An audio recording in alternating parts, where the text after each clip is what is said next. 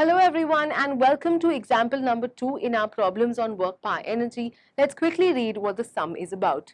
The sum says that there is a particle of mass m moving in the x direction with a speed 2v and it hits another particle of mass 2m moving in the y direction with speed v.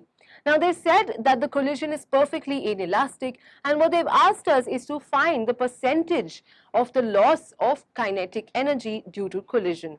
So here we have been given 4 options and we have to find what the correct answer is. The correct answer comes out to be 56% and we have to try and understand how to arrive at this correct answer by applying our concepts of work, power and energy. So let's try to analyze how we can solve this sum. To do this, we are going to try to draw a simple diagram. And for that, we are going to need a graph. So let me draw for you the x direction and the y direction. So here I have a particle of mass m which is going to move in the x direction. This particle has a speed 2v and this particle is going to hit another particle of mass 2m which is going to move in the y direction. And this particle of mass 2m has a speed of v. Now these two particles are going to come together and collide. And what's happening is that the collision is completely inelastic or perfectly inelastic. And by the definition of a perfectly inelastic collision, what happens is that after collision, the particles will fuse together or move together, because that's what's the definition of a perfectly inelastic collision, that bodies after collision move together. So after they collide at a single point, what will happen is that they will start moving together. Now we don't know what is their speed or what their direction is, but we just assume that their direction is in some certain direction and together they are moving after collision, and therefore the total mass after collision is 3m, because now it's m plus 2m. So together now they have a mass of 3m and they are moving in some random direction with a speed which we call as v dash. So this is the scenario of the sum. Now what we want to find is the percentage of loss of energy. Keep in mind that this is a perfectly inelastic collision and this is what we are going to use to solve the sum. To do this, we have to look at both the pictures of before collision and after collision. Now, before collision, as you can see, we have the two particles m and 2m and their speeds are 2v and v respectively. And after collision, what happens is that both of them are moving together. So, they are one big system of mass 3m and their speed is v dash. So, these are the two scenarios that I need. So, I'm going to save for future use. Now, equipped with this information, I am prepared to solve the sum. So here we are with our scenario of before collision and after collision. We have painted both the pictures, and now the most important information about the sum is that the collision between these two particles was perfectly inelastic. So to recap, what happens in a perfectly inelastic collision is that the linear momentum is conserved but the kinetic energy is not conserved, and we will use this idea to solve the sum. So let's begin with the fact that momentum is conserved. Momentum is conserved means that the initial momentum, that is momentum before collision, is equal to the final momentum, that is momentum after collision. So if I write down what is the initial momentum, first thing you have to understand that initially both the particles were moving. So you have to add the momentum of the first particle to the momentum of the second particle, and that total momentum is your initial momentum. But one very important thing that you must keep in mind is that both the particles are not moving in the same direction. So you can't just add their momenta because momentum is a vector. So what you have to do, you have to vectorially add these momenta, which means that I have to perform a vector addition. So what I am doing here is adding the momenta of the first particle and the momentum of the second particle vectorially. And if you remember the triangle law, then you will know that to add two vectors vectorially, what you have to do is you have to take p1 square, that is the square of the magnitude, plus p2 square plus 2 p1 p2 cos theta and the whole thing under the root. That is the formula for the triangle law. But here our task is made slightly simpler because P1 and P2, even though they are not in the same direction, at least they are at right angles. And therefore cos 90 will become 0, and therefore the final magnitude that you want is simply root P1 square plus P2 square. Just to recap again, there is an extra term in your triangle law, that is plus 2 P1 P2 cos theta, which does not come here because P1 and P2 are at right angles. So the cos theta term disappears and all you have is root P1 square plus P2 square. This is pretty straightforward. Now what is P1? P1 is nothing but the momentum of the first particle, which is the product of the mass of the first particle into the speed of the first particle. So here I will say root, instead of P1 I am going to write m into 2v, because 2v is the speed of the first particle. So here I have m into 2v the whole square, plus what is the momentum of the second particle?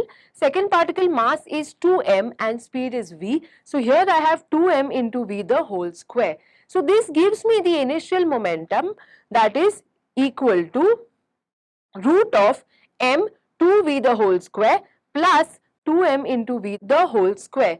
This is the initial momentum. Similarly, I will find the final momentum. Final momentum P2 is found simply by multiplying the product of the mass and the velocity. But finally what is happening? Both the particles are fused together. So they are now one big system with a mass of 3m. So I just bring 3m down and I multiply that by the velocity of the system of both the particles together, and that I have called as v dash. So the final momentum is 3m v dash, and by the conservation of linear momentum I simply have to equate the initial momentum to the final momentum.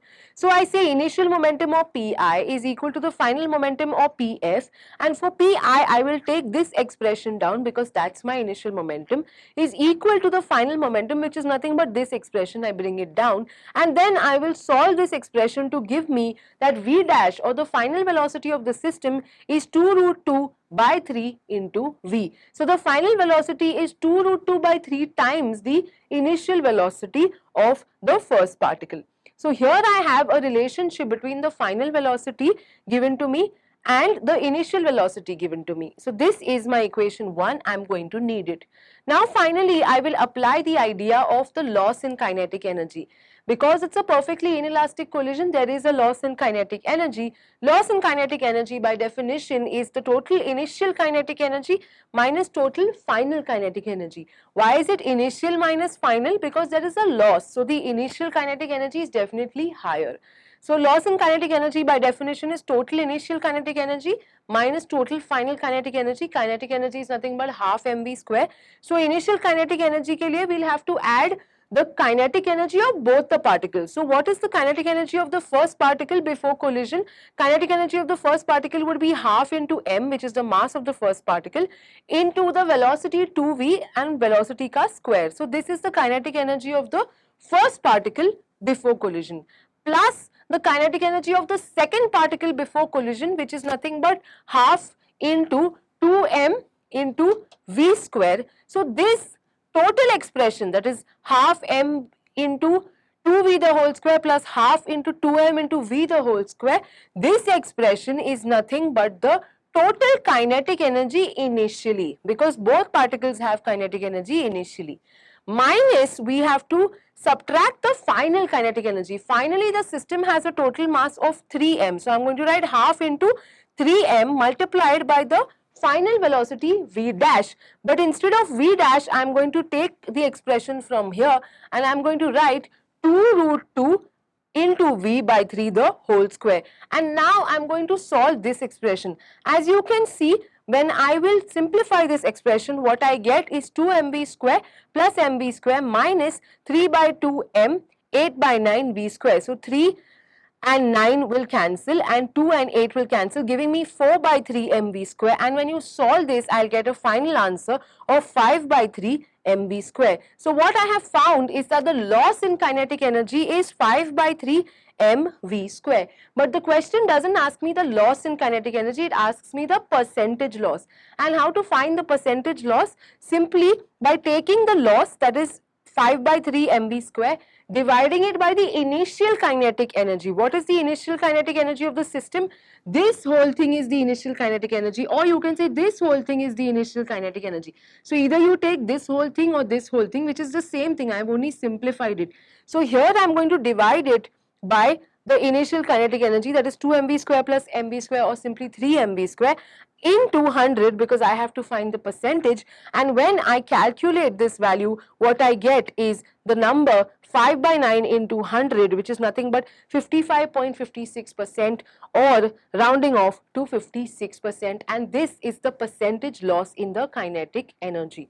So one important thing to remember is that percentage loss in kinetic energy is given by the formula loss in kinetic energy divided by the initial kinetic energy into 100, and that's what they've asked. They've asked the percentage and not the loss in kinetic energy itself. So I hope you understood this sum. The main points of the sum were that it's a perfectly inelastic collision, and because of that the particles after collision will be fused together. That's something that you have to remember, and then understand that since these particles are not moving in the same direction, you have to add them vectorially. Momentum is a vector, so when you add two momenta, they should be vectorially added to find the total momenta. These are the two important points. I hope you understood how to solve this sum. Thank you for watching. Thank you for watching these videos on work, power and energy. If you like our channel, please subscribe. The link is given below. You can also buy your very own target book by clicking on the link given below. You can also tell us which videos you would like us to make in the comments below. Thank you for watching. Stay tuned and keep watching.